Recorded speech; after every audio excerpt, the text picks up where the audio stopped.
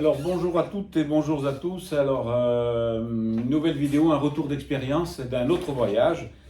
Et cette fois, c'est un voyage qui n'était pas trop prévu, mais il s'est présenté. Donc le voyage en Bosnie, donc dans les Balkans, en Bosnie-Herzégovine, donc en Europe de l'Est. Donc un voyage encore très particulier. Je dis ça à chacun de mes voyages, mais celui-là aussi très particulier. C'était un voyage pèlerinage. Donc que j'ai fait avec un moine franciscain, mon conseiller spirituel, donc moine franciscain, avec la même tenue que, que le mannequin derrière moi. Et donc j'ai eu pendant une dizaine de jours un enseignement théologique profond et puissant, donc sur tous les domaines divers et variés, la mort, la souffrance, la vie après la mort, les prières, la vie éternelle, le péché originel, etc. Donc c'était un enseignement. Deuxièmement, un autre point fort, c'est qu'on est allé dans cet endroit, Medjugorje, qui est très difficile à dire, qui veut dire deux collines, en Bosnie-Herzégovine, où les personnes qui ont des apparitions de la Vierge Marie sont encore vivantes. Et ça, c'est unique au monde. Donc, je suis parti avec le secret désir de rencontrer cette personne-là qui voit, puisque le 18 mars de chaque année, elle a les apparitions, sans compter les messages qu'elle reçoit. Donc on a dit, bon, on va voir, on est parti sans trop préparer avec François Dominique.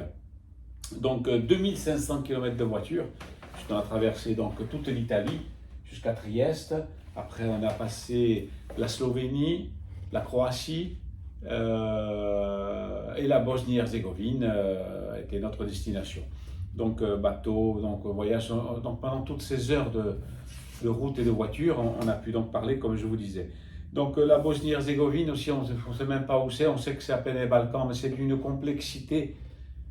C'était pays, donc tout le monde se rappelle la guerre de 90, etc. Mais rapidement, un focus, donc c'était avant, ça faisait partie de l'immense empire ottoman dont je vous ai déjà parlé, qui partait donc de l'Orient, Moyen-Orient, etc.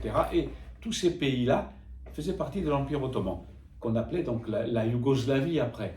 Donc le Monténégro, le Kosovo, la Bosnie, la Croatie, la Slovénie, la Bosnie-Herzégovine. Donc c'était donc après jusqu'en 1903, je crois, l'Empire ottoman. Dès que l'Empire ottoman a tombé, l'URSS a récupéré donc dans son grand projet de conquête de tout ce pays énorme, l'URSS avait récupéré tout ça. Donc c'était jusqu'en tout le monde connaît le maréchal Tito jusqu'en 1900, qui est décédé en 1985 ou 86 dans ces années-là. Donc tout ça a été tenu d'une main de fer et donc ils n'ont pas pu s'émanciper. Donc après, à la mort de Tito, tout ça a explosé. C'est là qu'on a eu la Yougoslavie. Plus après, toutes ces républiques ont retrouvé leur indépendance, notamment la Bosnie-Herzégovine en 1992. Donc, mais c'est très tendu encore maintenant, puisque la guerre entre l'URSS et l'Ukraine est liée aussi à ça, parce que les Bosniaques, qui sont armés par l'URSS, tentent de récupérer, d'infiltrer pour reconquérir tout ça. Donc oui, ça, même dans ces endroits-là dont on n'entend plus parler, voilà, je ne vous parle pas de la guerre des Balkans qui a duré des 15 ans, je crois, où l'ONU est intervenue pour faire cesser. Donc voilà, j'étais dans cette région complexe et compliquée de Medjugorje. Donc le Medjugorje, donc le 24 juin 1981, quelques adolescents, donc Myriam, Ivanka, Maria, deux autres garçons, étaient dans une colline là, de ce qui était, le village était une église, 4 maisons. Par contre maintenant c'est 100 hôtels, 100 restaurants, c'est devenu une ville avec 10 000 personnes par jour, 3-4 millions de visiteurs, c'était comme un Lourdes. Donc voilà, ils ont eu ces apparitions, ils ont eu, alors ça a fait couler beaucoup d'encre, ils ont vu apparaître une dame en blanche qui leur a parlé. Après, pendant des années, ça a été la foire d'empoigne, puisque Tito était toujours là, ils les ont emprisonnés, non c'est faux, ça a déstabilisé la région. Donc voilà, le fait est que maintenant, donc, c'est rentré à peu près dans l'ordre, puisque le Vatican a donné son autorisation pour les pèlerinages chrétiens, mais pas plus, parce qu'il y a aussi des enquêtes, pardon, régulières pour voir si c'est pas frauduleux, voir si c'est les vraies voyantes. Donc je pense que quand les voyantes seront mortes, elles vont devenir des saintes et le lieu sera découvert. Donc voilà un endroit vraiment chargé d'histoire. J'ai vu alors des gens, comme à Lourdes, des fauteuils roulants, des gens pieds nus, une dévotion, 10 000 personnes jour, tous les jours 10 000 personnes dans un village. C'est la folie. Donc, qu'est-ce qu'on a fait? Alors, déjà avec François-Dominique, donc mon conseiller spirituel, le moine franciscain, on a fait un pèlerinage sur la colline des apparitions, où il y avait des centaines de personnes chapelet en main pendant des heures pour essayer de manifester une voix de l'autre voyante, parce qu'il y a deux voyantes, hein, comme je vous ai dit. Et les messages sont apparus. Je vous les note sur le site, sur www.letourdumonde de la foi. C'est fantastique, on reçoit des messages du divin.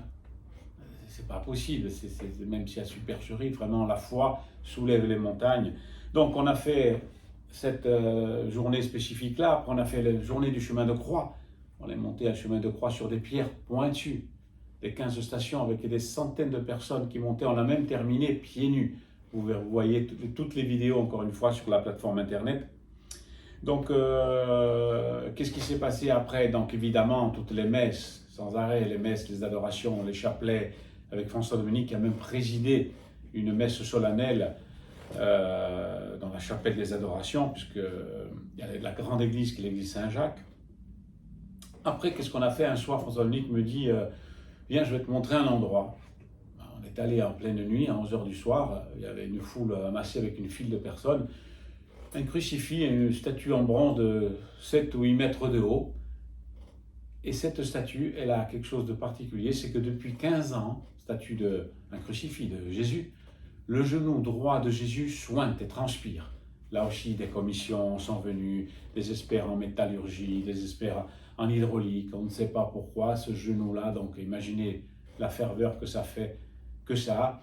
Et j'avais vu d'ailleurs, quand je suis arrivé là, je dis mais je connais cette histoire, j'avais vu dans une revue genre TF1, reportage le samedi, une émission sur ça, je ne savais pas que c'était en Bosnie, là je me trouvais là. Donc j'ai fait la queue 3 fois, même une fois je dis je vais me lever, je vais aller à 2h du matin, et à 2h du matin il y avait encore du monde, des gens en transe.